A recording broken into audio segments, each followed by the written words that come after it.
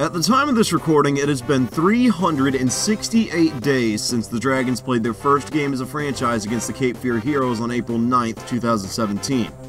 They lost that game 38-6, but gained some valuable experience along with it. They learned from their mistakes and rebounded big time the next week, losing by only a point to the Florida Tarpons, one of the most prestigious teams in all the Southeast. Almost a year later, on March 31st, 2018, the Dragons played their first game of their second season against the Austin Wild and lost by 51-50 margin. Now, one topic I think we've covered with remarkable depth on this show is the concept that, with the Dragons, history has tended to repeat itself. Much like in 2017, the team's made up primarily of guys from around the area. Much like in 2017, the Dragons' offense is geared towards getting receivers into the end zone as fast as possible. Much like in 2017, the Dragons are sporting all-white uniforms all the time. And, much like in 2017, they've boasted incredible improvement between Game 1 and Game 2.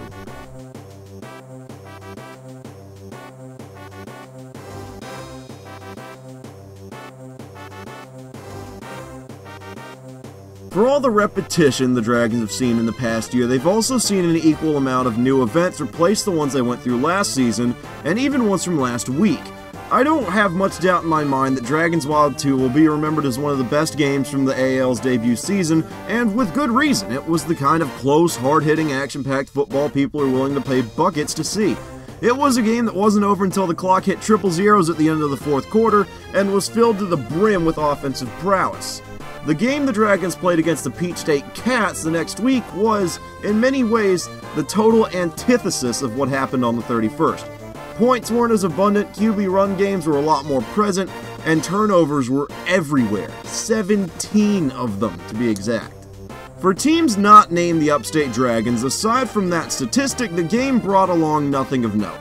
It was a beatdown in every sense of the word, and so far the AAL's had quite a few of those. It was early in the year. It was against a first-year franchise. At this point in time, the game doesn't have any immediate playoff implications.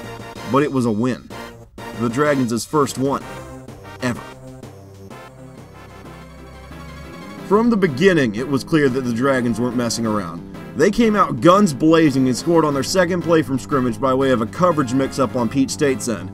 Nick Darris, who hadn't played against the Wild the week prior, had scored his first touchdown as a Dragon, and he'd only been on the field for less than a minute.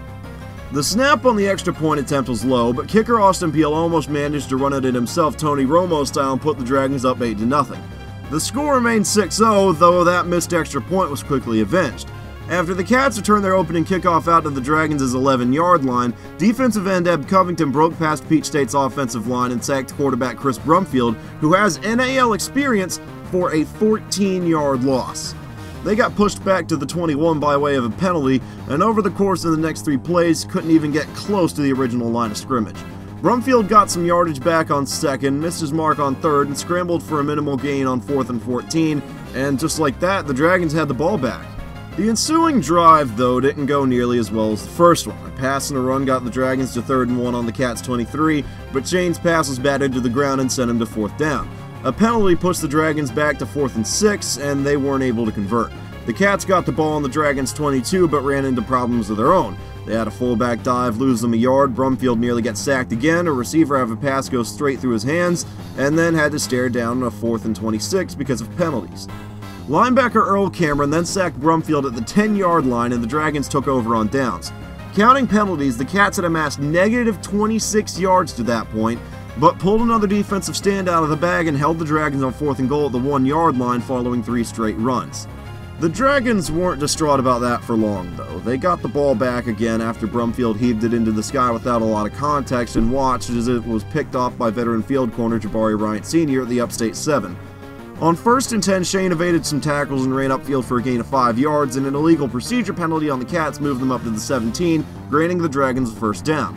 2 incompletions and a quarter change followed, and then a head-scratching interception on the 18. Now, nobody's exactly sure what happened here, but judging by how calmly Shane threw this pass, it's reasonable to assume that he got confused by Peach State's uniforms and mistakenly thought he was throwing to a Dragon. It makes sense considering that both teams wound up wearing all-white uniforms due to a freak miscommunication, but regardless of the interception's cause, it was still a pick, and counting the fourth down stops, was the game's 6th turnover to that point. 3 Brumfield runs and a completed hitch later, the Cats found themselves on the Dragons' 2-yard line with a 2nd and goal opportunity looming. Peach State tried a wildcat run up the middle, but it was stuffed for no gain. 2 consecutive timeouts followed, and then a touchdown to the left side. The Cats missed the PAT and tied the game at 6, the closest they ever got to the lead. The kickoff that followed the PAT went out of bounds, and fed up with the difficulties they'd faced up to that point, the Dragons trotted onto the field with the same intensity they sported on their first drive and opened things up with a 12-yard dig to Michael Lee Sr., which was good for the Dragons' first non-penalty first down of the night. They took a shot to the end zone after that and had Brandon Ford open, but the ball was late and hit the wooden portion of the wall, rendering it dead. Now remember that rule, it comes into play later. A penalty set the Dragons up with 2nd and 15, though Shane scrambled on that down and got 10 of those yards back. On 3rd and 5, he rolled out of the pocket again and had an opportunity to take it upfield for a first down, but instead threw the ball to Ford, who'd gotten behind the defense and scored his first touchdown of the night and 3rd on the year. The PAT was missed and the kickoff got returned out to the 15, but after a clutch pass breakup by Jabari Bryant Sr., the Cats, who are now down officially by 2 possessions, faced a 2nd and 10. Chris Brumfield fumbled on the next play and the Dragons took over at the 16. Peach State's defense held pretty firm though. They forced an incompletion on first down and sacked Shane for a loss of 18, and some penalty yardage backed the Dragons all the way up to 2nd down and 30. Shane threw 1-2 high on 3rd and hit the ceiling, leaving them with next to no options on 4th down. Pinned deep in their own territory, Coach Meredith made a smart call and had Shane intentionally throw an interception on the next play. He knew that if Peach State's DBs had an opportunity to pick the ball off, they'd take it, and that's exactly what they did.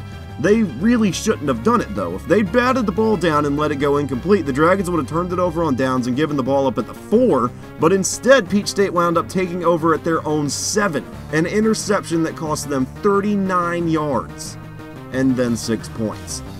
It was Upstate's 2nd defensive touchdown of the season, and it could not have come at a better time. Their momentum was soaring, so much so that they decided to go for 2 from the 7 following a penalty, and got it. 20-6 now, Dragons lead. Kickoff gets returned out to the 15, and with the taste of the scoop and score still fresh in their minds, the Cats benched Chris Brumfield in favor of backup Kyle Smith, who, per the Dragons' scouting report, wasn't a natural passer and was far more suited as a runner. In spite of that, though, his first play from scrimmage was a shot to the end zone, but it was thrown too long and too far inside and bounced off the dasher boards. Now, unlike a ball that bounces off the wooden wall in the back of the west end zone, a ball that bounces off of the padded dasher boards anywhere on the field is live, and Jonathan Andrews, who knew that, was in the right place at the right time and managed his first interception of the night. With the clock running, the Dragons took over at the 5-yard line by way of a touchback and tried to work a dig over the middle to get out of their own end zone, but the pass fell incomplete. The Dragons tried the exact same play again, but it too went incomplete and left them with a 3rd and 10. Shane spent too long in the pocket on the next play and was strip-sacked in the same end zone Darren Ellis was the week prior, and the Cats came within 6 following a successful drop kick by Jim Terry.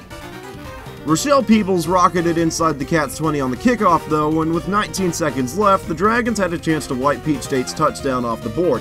They got that partially done. They threw 2 incompletions and then sent Austin out for a field goal, and he made it.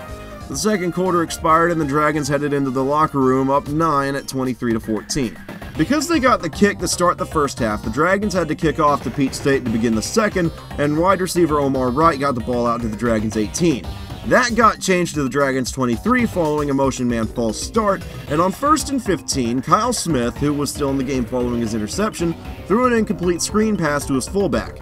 He followed that up with a shot to the end zone that was one clutch breakup by Rochelle Peebles away from being a touchdown, and followed that up with a hitch route that got batted at the line and went out of bounds.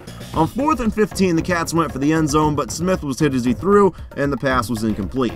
For the second week in a row, the Dragons have begun the second half with a defensive stop, and their efforts on that drive were quite reminiscent of what they did for the rest of the game. A pair of Shane runs took the Dragons from their own 23 to the Cats' 6, and 3 plays later, Jared Holbrooks hauled them into the end zone. 29-14, Dragons lead. Forward progress got the Cats out to the 21 on the kickoff, and to put it shortly, they got themselves to 4th and 5 and then threw an interception to linebacker Earl Cameron, who added a pick to a 17-yard sack and scoop and score from the first half. 5 plays later, Jesse Terman scored on a fullback screen, and the Dragons went up 35-14 with 16 minutes and 48 seconds left to play. One kickoff, a holding call, and 2 plays later, they scored again after George Wilson recovered a fumble caused by a botched handoff and returned it into the end zone for a touchdown. Counting failed 4th down attempts, it was Peach State's 9th turnover to that point, and it put the Dragons up 41-14. To start the 4th quarter, the Cats came out in a wildcat look, it wasn't the first time they'd done that, and threw out of it. The pass hung in the air for a bit, and Jabari Bryant Sr. picked it off. It was the defense's 4th pick of the night, and the 3rd different quarterback they'd intercepted. The Dragons' ensuing drive stalled out at the 7 and gave Peach State the ball back there, but by now the damage was done. They were down by 27 and had turned the ball over 10 times, and both teams were starting to see the writing on the wall, that the Dragons were now less than 12 minutes away from their first win in franchise history. Even so, the Cats kept fighting. They had some turmoil on the preceding drive, but never once thought about stopping their gunslinging ways. Not until Smith launched another pass off the boards and into the hands of Rochelle Peebles. The play was rendered null and void by way of a penalty, but it was still the nail in the coffin on that drive. It set up a 4th down and 20, and Peach State tried to throw an intentional interception like Shane had, but failed. The Dragons took over at the 7, and on their second play from scrimmage, Jesse Terman caught his 2nd touchdown of the night and got the Dragons their last 6 points of the contest. With a bit more than 6 minutes left and a 33-point deficit to overcome, the Cats came onto the field just as aggressively as they had on the drive prior. Smith completed a pass that got Peach State out to the Dragons 17, and a few plays later Chris Brumfield came back in. He got the Cats into the end zone one last time with 3.5 minutes left, but by that point it didn't mean much. The Cats missed the PAT, and with that the game's score would be finalized, 47-20. Nothing much happened within those last 3 minutes. The Dragons were content to take as much time as they possibly could off the clock and ran it down to 23 seconds before finally relinquishing the ball on downs. Then, in a play that seemed to reflect the entire game, Kyle Smith sailed a pass high and had it picked off by Jonathan Andrews as soon as the Cats touched the ball, and with possession once again theirs, the Dragons ran the clock out and won for the first time in franchise history. Turnovers had been a big part of the game, and while the Dragons had a few of their own, the ones the Cats committed, all 7 of them, and 11 if you count the turnovers on downs like most arena diehards do, were the story of the night. Despite what some people may say about the level of competition, the Dragons had still played against a professional football team, and they'd gotten the ball back for their offense 11 times. Stats hadn't been kept for 2017, but it's reasonable to assume that that's a franchise record. To put it shortly, the defense had looked just like last year's Fire Squad. They seem to be back in optimal form, and the offense, which is now averaging 48.5 points per game as opposed to last year's 17.2, has reached incredible new heights. Both units, though, have the potential to get even better. There's an entire season ahead of the Dragons, and some of the best teams they'll ever face await them further down the line. How they handle those games will remain up in the air until they're played, but one thing remains certain. The Dragons are a team that's improved dramatically since last year, and with 8 games and a bye week remaining on their regular season schedule, it's reasonable to assume that they'll get even better.